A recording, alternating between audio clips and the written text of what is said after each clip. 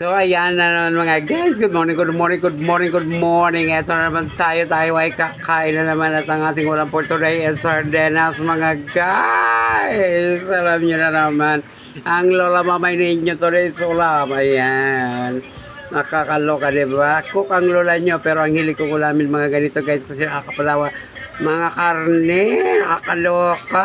Ayoko ng mga karne lagi. Mas masarap yung mga ganito paminsan-minsan kakainin nila kasi noong mga panahon ganito yung mga dala sa ating inuulam. Di ba mga guys? So, ayan.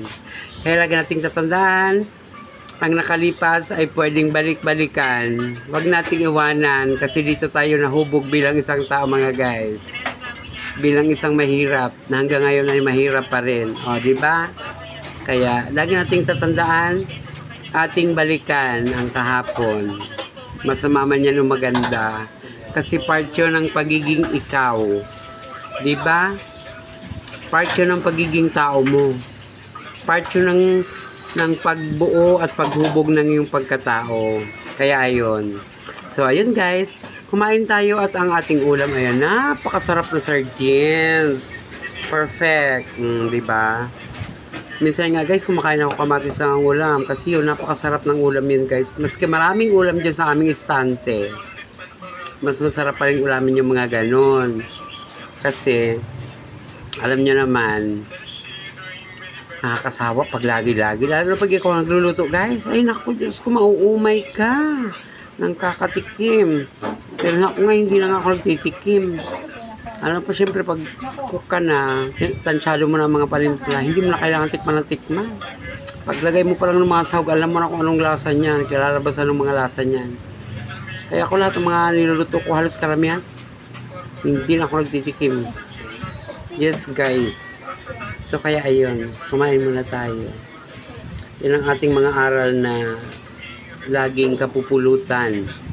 Ayan, diba?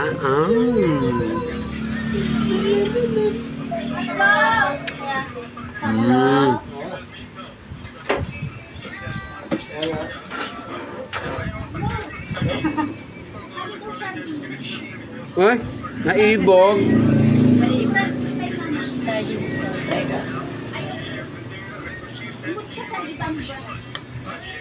Dagan naman dito ka, Joy.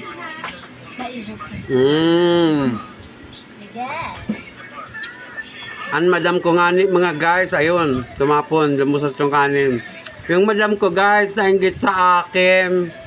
Kumakain ako ng sardinas, gumaya din, di ba? Kasi masarap talaga yan guys. Paminsan-minsan, yung bihira mo lang makain, di ba? Yung mga noon parang araw-araw mo nakakain lagi o kaya umaga tanghali gabi mong inuulam. Siyempre, nag-evolve na tayo. Bihira na lang.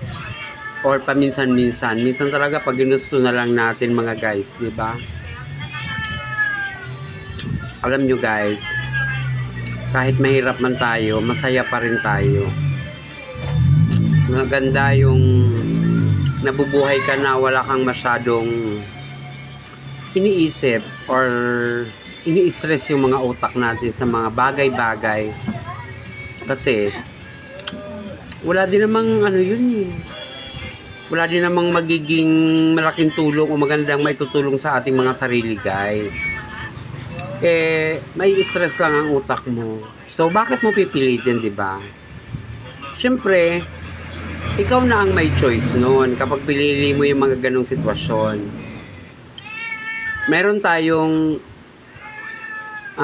paraan o mga pwedeng gawin para piliin natin yung maging masaya na lang.